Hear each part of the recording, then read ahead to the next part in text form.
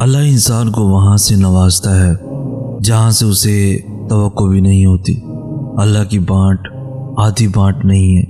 اللہ اپنی نعمتوں کے بانٹنے میں کسی کو خاص کرنے کا معاملہ نہیں کرتا کہ فلاں کو دنیا اچھی سمجھتی ہے تو اسے ہی عطا کرنا ہے، اور فلاں کو دنیا اچھا نہیں سمجھتی تو اسے دھتکار دینا ہے۔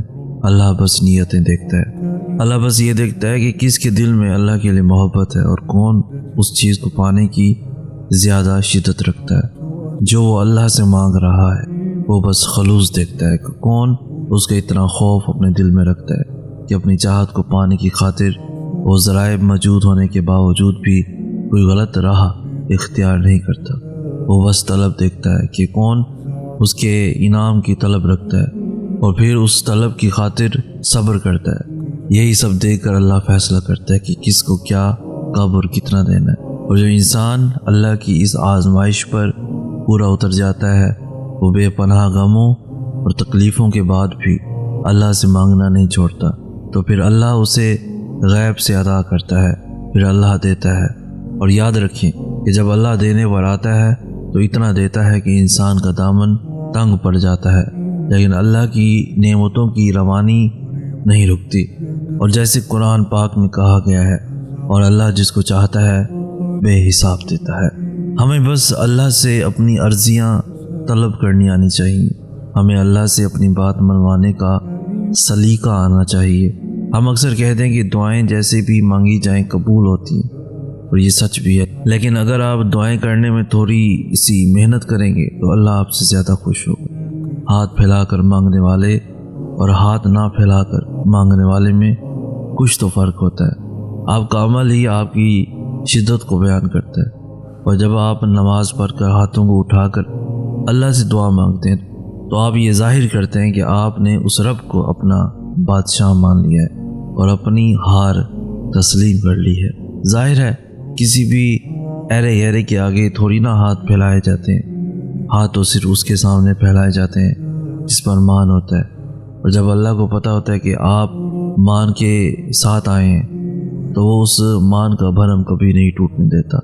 اور پھر ہاتھوں کو دعا کے لیے اٹھانے کے بعد آپ نے فوراً اپنی خواہشیں نہیں اللہ کو گنوانے لگ جانا، جیسے آپ صرف اسی مطلب کے لیے آئے، بلکہ سب سے پہلے آپ نے اللہ کی برائی بیان کرنی ہے۔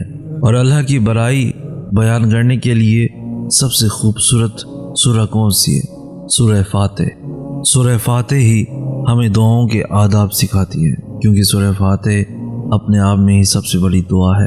پھر آپ نے درود شریف پڑھنا ہے، کیونکہ جب تک آپ اللہ کے محبوب کو راضی نہیں کریں گے تب تک اللہ آپ سے راضی نہیں ہوگا۔ اور حضرت امام علی علیہ السلام نے فرمایا کہ جب تک نبی پاک صلی اللہ علیہ وآلہ وسلم پر درود نہ پڑھا جائے تب تک ہر دعا روک لی جاتی ہے۔ تو آپ نے پہلے دعاؤں کا راستہ بنانا ہے، پھر ہی تو دعائیں منزل تک پہنچیں گی۔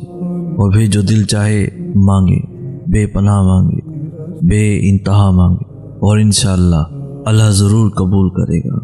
میں نے اللہ کو پہچانا ارادوں کے ٹوٹ جانے، نیتوں کے بدل جانے اور ہمتوں کے پست ہو جانے سے۔ اس فرمان کی وضاحت میں کہنا چاہوں گا کہ چیزوں کی شناخت اپنی ضد سے ہوتی ہے۔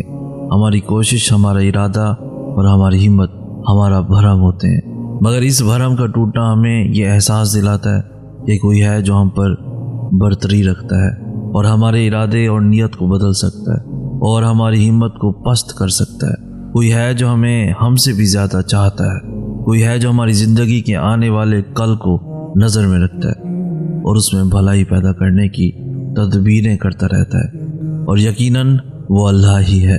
ہم انسان اپنی سوچ، اپنے مفاد اور اپنی خواہش کے مطابق پیدا ہونے والے حالات کو اچھا برا جو بھی سمجھتے ہوں، مگر اللہ کی طرف سے اس میں انسان کے لیے بھلائی ہی ہوتی ہے۔ جب انسان کا کوئی ارادہ ٹوٹ جاتا ہے تو اکثر آنے والا وقت اسے بتاتا ہے کہ اس ارادے کا ٹوٹ جانا ہی بہتر تھا۔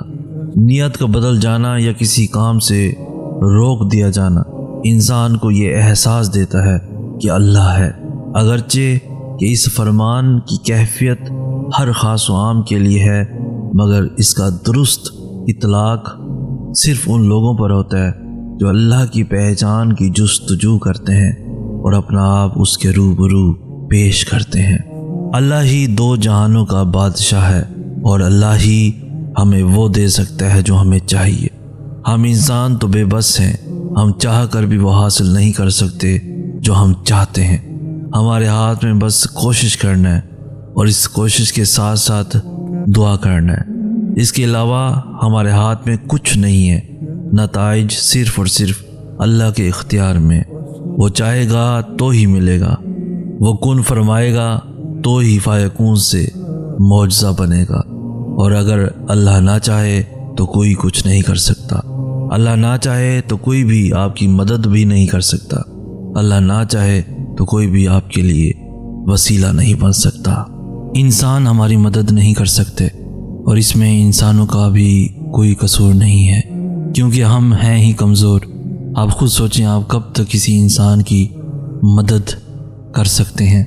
کبھی آپ پر بھی تنگی آ سکتی ہے، اور جب آپ پر تنگی آئے گی تو آپ کے لیے اپنے علاوہ کسی اور کی مدد کرنا ناممکن ہو جائے گا۔ اب ایسا تھوڑی ہے کہ آپ جان بوجھ کر مدد نہیں کر رہے، بلکہ ایسا ہے کہ آپ کے بس میں اب اتنی طاقت اور استطاعت نہیں رہی ہے، لیکن اللہ کے معاملے میں ایسا نہیں ہوتا۔ وہ بادشاہوں کا بادشاہ ہے، ساری قدرتیں اس کی ہیں، سارے وسائل اس کے ہیں، صرف اسی کے پاس اتنی طاقت ہے کہ وہ ہمیشہ ہماری مدد کر سکے۔ صرف وہی ہے جس کے خزانے کبھی تنگ نہیں ہوتے، تو پھر آپ اللہ سے کیوں نہیں مانگتے؟ وہ ہمارا مالک ہے، اسے ہم سے زیادہ فکر ہے۔ اسے پتہ ہے کہ ہمیں ہماری کس دعا نے اتنی تکلیف میں مبتلا کیا ہوا ہے۔ اسے علم ہے کہ ہم کس چیز کے لیے اتنا ترس رہے ہیں۔ اسے خبر ہے کہ دل کن رنجشوں کے عالم سے گزر رہا ہے۔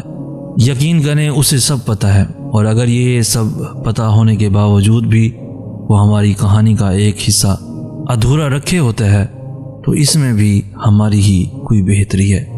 ہاں، وہ ہمیں سب کچھ بہتر بنا کر بھی دے سکتا ہے، لیکن یہ دنیا ہے، یہ ہماری آزمائش گاہ ہے۔ یہاں سب کچھ نہیں ہمیں مل سکتا، یہاں تھوڑا ملے گا اور بہت سے آزمائشوں سے ہمارا پالا پڑے گا، کیونکہ یہ دنیا ہمارا اجر نہیں ہے۔ یہاں ہمیں بس اپنے مالک کی بندگی کرنے کے لیے بھیجا گیا ہے۔ اور بندگی کیا ہوتی ہے؟